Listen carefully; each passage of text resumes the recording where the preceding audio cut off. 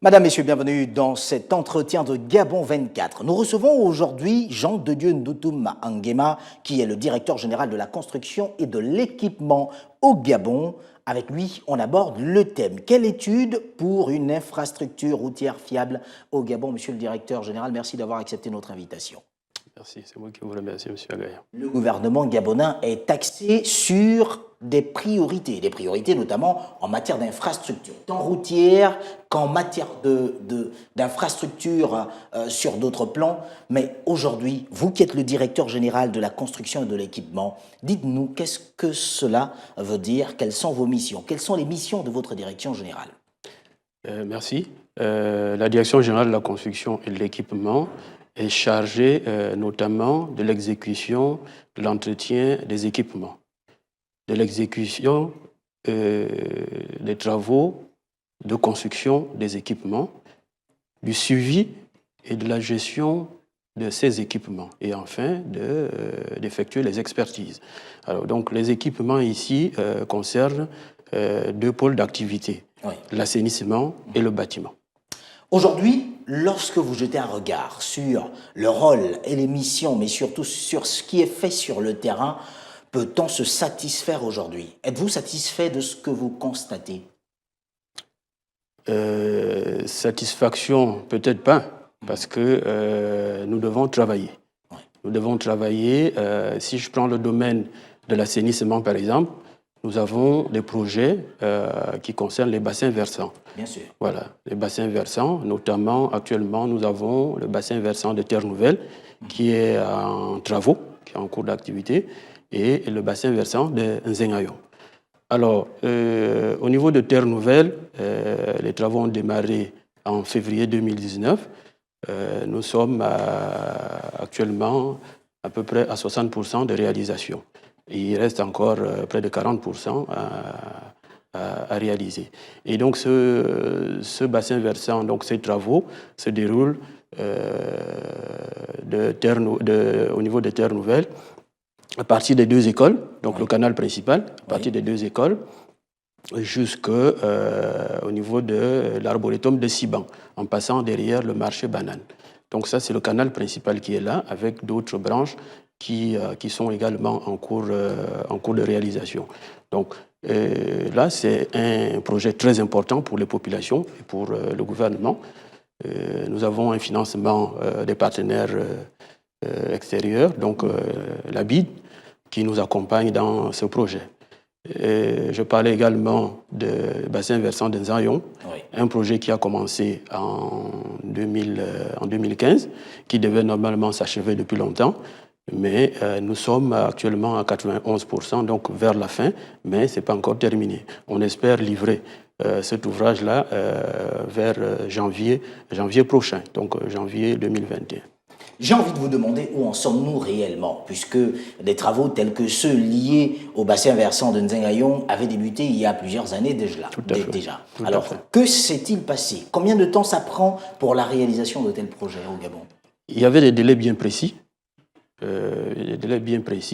malheureusement qui n'ont pas été respectés parce qu'il y a eu des difficultés au niveau financier, oui, ce qui a occasionné plusieurs arrêts de ce chantier, si on parle précisément des Nzayon.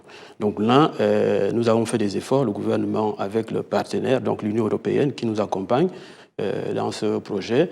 Et compte tenu de l'importance également de ce projet, nous avons fait des efforts pour reprendre les travaux et pour les terminer le plus rapidement possible. Alors, je m'interroge. Reprendre les travaux pour les terminer le plus rapidement possible, l'on peut également se poser la même question du côté de Plein-Ciel, par exemple, où les populations se retrouvent toujours confrontées à cette question des inondations. Que se passe-t-il véritablement? Bon, à Plein-Ciel, actuellement, nous n'avons pas d'aménagement pour ce bassin versant. D'accord. Mais ce qu'on projette, c'est un entretien préalable, donc un entretien courant de ces lits de rivière qui effectivement occasionnent des inondations à chaque pluie. Donc pour l'année 2021, nous avons prévu un programme d'entretien de ces lits de rivière dans les communes de Libreville, Akanda et Ovendo. Et nous pensons que nous aurons une inscription budgétaire pour pouvoir assurer cette opération. Nous l'avons déjà réalisée en 2019, fin 2019, début 2020. Nous avons entretenu à peu près 41 km de lits de rivière et en 2021, nous espérons avoir le double de ce linéaire-là pour permettre aux populations de respirer pendant les pluies. Y a-t-il une véritable politique en la matière sur la question, par exemple, d'entretien des bassins versants ou alors de construction? Tout à fait, tout à fait. Je vous parle d'un programme annuel d'entretien des ouvrages d'assainissement qui va se matérialiser en 2021 par l'entretien de ces lits de rivière dans les 3 communes que j'ai citées tantôt. Donc ça, c'est déjà un programme annuel qui est financé par l'État gabonais. En dehors de l'entretien, il y a également l'aménagement. On parlait tantôt du bassin versant de Nzayon, de Terre Nouvelle. Donc ça fait partie de ces programmes-là, programmes prioritaires d'assainissement de Libreville. Il faut dire que l'aménagement coûte assez cher. Ça coûte assez cher et nous, ce qu'on fait, on a recours aux partenaires financiers. Donc, il y a un programme. L'Union européenne pour tel le que bassin l'Union versant de Nzayon. Exactement, tel que la. A connu tout de même une interruption des travaux et puis occasionnant quand même quelques désagréments. Pourtant, avec le soutien de l'Union européenne. Comment?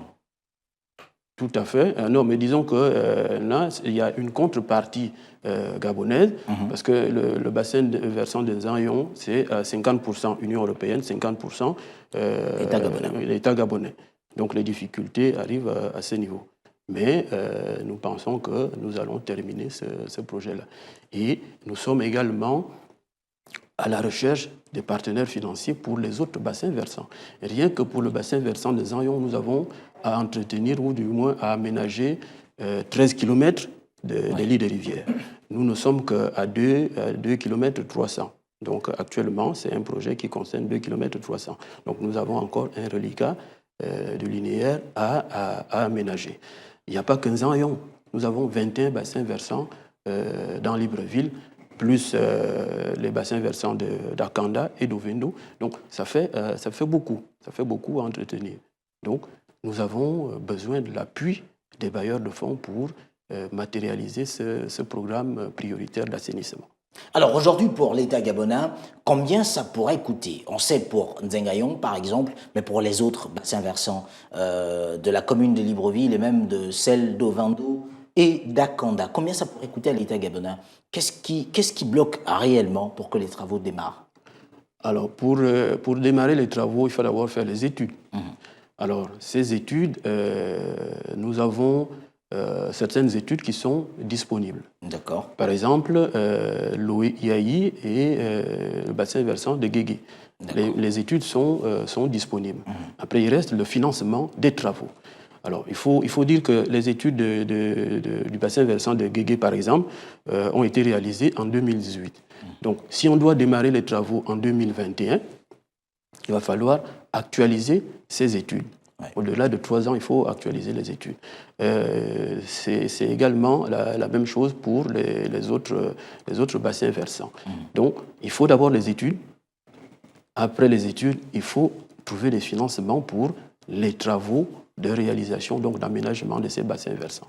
Donc, je le disais tantôt que c'est des moyens lourds qu'il faut mobiliser par l'État gabonais. Mais justement, pourquoi les travaux n'ont-ils jamais été engagés à certains endroits? Je peux vous prendre des exemples, tels qu'au feu tricolore de l'UGB en plein centre-ville de la capitale gabonaise. Par exemple, il y a des inondations qui ornent le décor à chaque tombée des pluies. Que se passe-t-il réellement? Alors, pour le cas précis de l'UGB au centre-ville, nous allons démarrer les travaux dans quelques semaines. Et à cet endroit, il est prévu un ouvrage d'assainissement qui va résoudre ce problème, qui a duré, et nous avons pris conscience pour régler ce problème. C'était le cas il y a quelques mois du carrefour des affaires étrangères. Oui. Actuellement, quand il pleut, on n'a plus ce phénomène-là.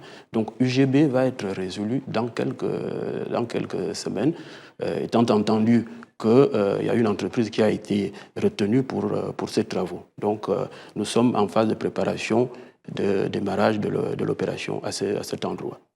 Alors, la question se pose tant à Libreville qu'à l'intérieur du pays. Aujourd'hui, est-ce que les zones qui rencontrent également les mêmes difficultés sont identifiées? Y a-t-il des travaux prévus pour être lancés à l'intérieur du pays? Tout à fait, tout à fait. En dehors de Libreville, nous avons commencé il y a quelques années avec Port-Gentil, l'assainissement de la ville de Port-Gentil. Malheureusement, nous n'avons pas pu aller à terme par rapport à ces travaux, mais en 2021, nous allons reprendre le projet de l'assainissement de la ville de Port-Gentil par l'actualisation des études, parce que les études existent en 2018, donc il faut les actualiser et nous avons demandé une ligne budgétaire pour pouvoir actualiser ces études en attendant de trouver les financements avec les partenaires financiers pour qu'on puisse démarrer les travaux. Si les études existent, c'est qu'il y a des zones déjà identifiées. Par exemple, pour le cas de Port-Gentil. Pour le cas de Port-Gentil. Vous le savez, lorsqu'on parle de Port-Gentil en période pluvieuse, c'est un calvaire total pour les populations de cette partie du Gabon. Tout à fait, tout à fait. Alors, ce qui est prévu, c'est aménager à peu près 15 km de canaux avec des passerelles, des voies de service, ainsi de suite. Donc, c'est un projet qui est ficelé depuis longtemps.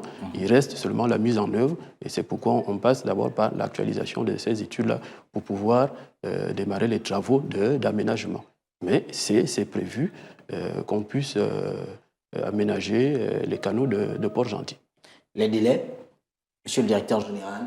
Alors, les délais seront établis après l'actualisation des études. Parce que c'est après les études qu'on verra, avec les financements également, on pourra voir comment on va définir les délais d'exécution de ces travaux.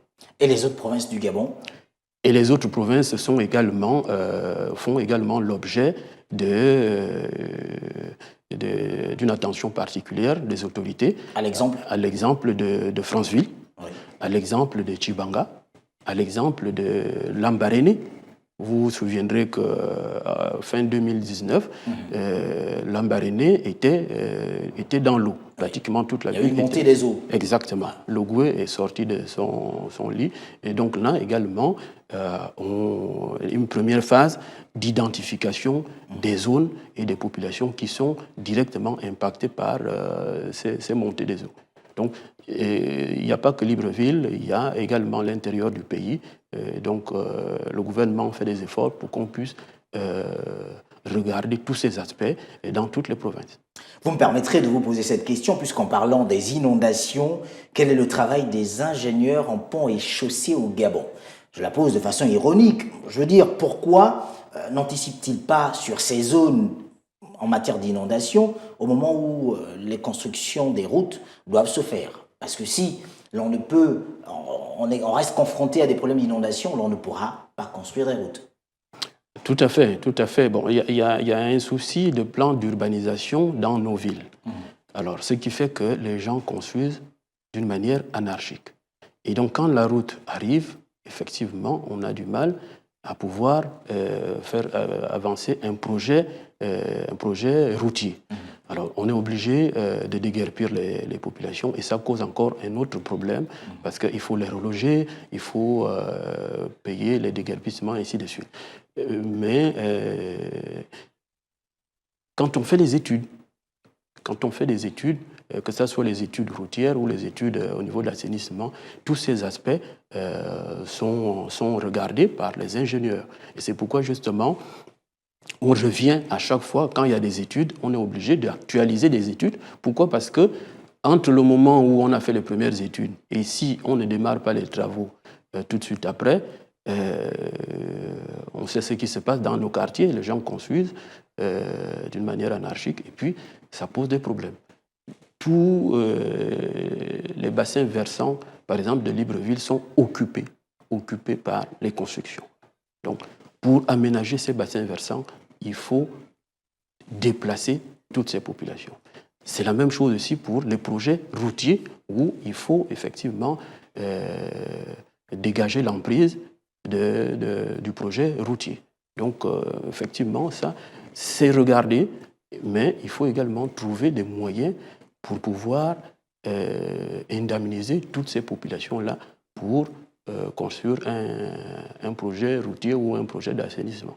Vous êtes le directeur général de la construction. Aujourd'hui, quels sont les grands chantiers qui sont en cours, tant à Libreville qu'à l'intérieur du pays?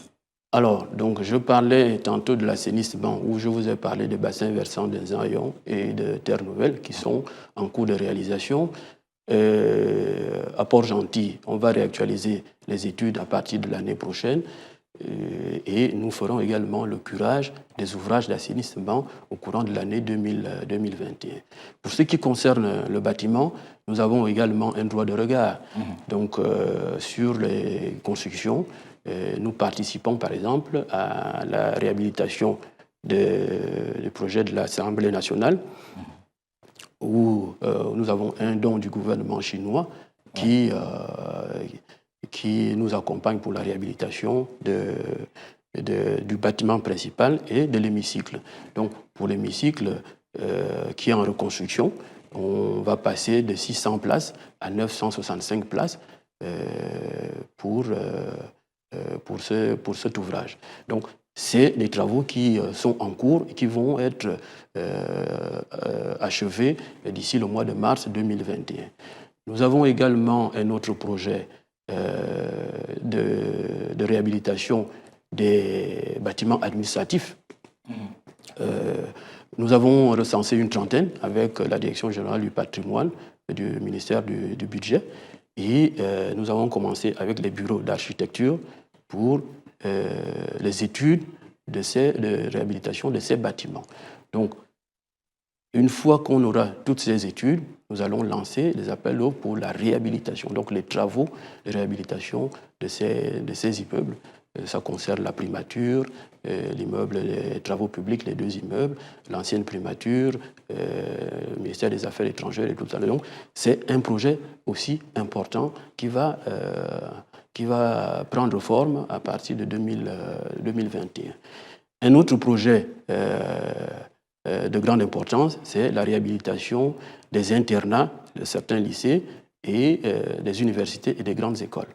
Donc là également, les travaux vont démarrer par l'UOB, l'Université des sciences de la santé d'Ovendo, l'ENSET, l'ENES, et puis pour les internats, nous avons d'abord ciblé le lycée Paul Ndjenje Ngunju, le lycée Mba et le lycée technique. Donc la réhabilitation va démarrer dans quelques semaines également et nous allons continuer à l'intérieur du pays. À l'USTM, nous avons déjà quelques données pour pouvoir poursuivre ce vaste programme de réhabilitation des établissements scolaires au niveau du Gabon. En fait, en gros, c'est pour améliorer les conditions, donc l'environnement professionnel par les bâtiments administratifs et puis les conditions d'apprentissage des étudiants dans les écoles, dans les grandes écoles, dans les universités. Et là, vous parlez de projets. Je suis encore tenté de vous demander quels sont les délais. Par exemple, en matière des universités et grandes écoles. Aujourd'hui, vous devez certainement avoir des délais. Alors, les délais, oui, on a les délais. Les délais ne vont pas excéder 5 mois de réalisation à partir du début des travaux, parce que c'est des travaux de réhabilitation. Donc, ça existe déjà, les bâtiments existent. Et il faut seulement réhabiliter parce que ces bâtiments-là sont vétustes. Par exemple, les bâtiments administratifs, certains sont vétustes, d'autres étaient en cours d'aménagement, mais les travaux se sont arrêtés. Donc, également, tout ça, là, ça va être mis en œuvre. Qu'en est-il de l'équipement aujourd'hui au Gabon, puisque c'est votre direction générale qui a cette charge?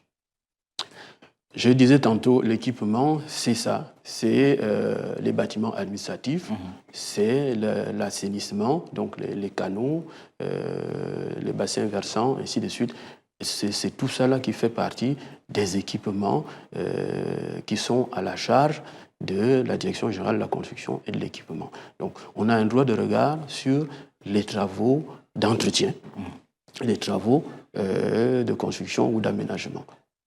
Alors, lorsqu'on parle de votre direction générale, l'on s'attend à avoir un bilan.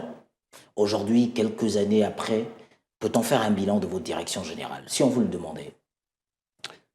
Alors, si on me demandait le bilan de la Direction générale de la construction et l'équipement, le bilan, il est là. Nous sommes sur des projets qui n'ont peut-être pas, qui ne sont pas peut-être achevés en 2020, mais qui vont s'achever en 2021, en 2022, ainsi de suite.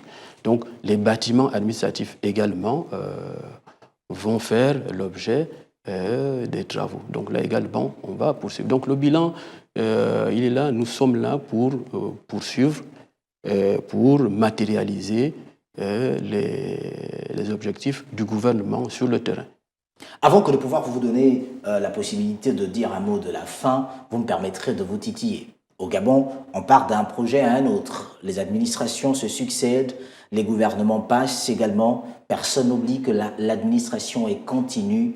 Avez-vous le sentiment d'avoir les mains libres pour pouvoir mettre en exécution tout ce que vous évoquez aujourd'hui, sinon tous les dossiers que vous avez sur votre table, puisque ce sont des dossiers connus pour certains des Gabonais?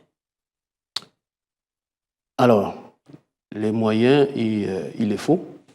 Il faut les moyens pour pouvoir avancer dans les projets.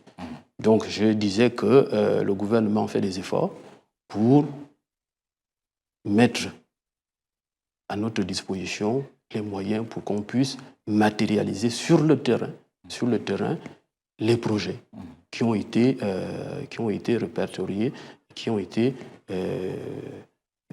établis par le gouvernement. Donc, en même temps, on a besoin des moyens. En même temps, on est là pour travailler et pour accompagner le gouvernement. Donc, c'est un effort qui doit être mis par rapport à tout le monde. Par rapport à tout le monde. Donc, je dis, le bilan, on ne peut pas parler de bilan comme ça, mais la mise en œuvre est là et elle est suivie par la Direction générale de la construction et de l'équipement. Un mot de la fin. Le mot de la fin, je dirais que, par rapport à la situation actuelle, l'État n'a pas les moyens de tout faire. Ce que nous devons faire, c'est d'accompagner l'État. Quand je dis accompagner l'État, c'est les ONG, c'est les associations des quartiers, c'est les municipalités, pour qu'on puisse combattre ensemble le phénomène des inondations. Ça, pour le faire, il faut qu'on soit ensemble, qu'on identifie des zones pour qu'on puisse avancer ensemble. Donc, pour accompagner l'État. L'État n'a plus les moyens de tout faire. Ça, c'est du domaine de l'assainissement où tout le monde doit se mobiliser pour lutter contre l'insalubrité et contre les inondations. En ce qui concerne l'équipement, donc les bâtiments en tant que tels, effectivement, là également, on doit accompagner le gouvernement par des actions concrètes de réhabilitation de tout ce qui est patrimoine de l'État, avec ses bâtiments, avec ses universités, avec ses grandes écoles. Donc je pense que là, c'est un signal fort que le gouvernement est en train de lancer pour que ces environnements puissent être améliorés. Donc, merci à vous d'avoir accepté notre invitation. Je rappelle que vous êtes Jean de Dieu Ndoudoum Nguema, directeur général de la construction et de l'équipement. Merci d'être passé dans les studios de Gabon 24. Et à vous qui êtes restés des nôtres durant cet entretien, je vous dis au revoir.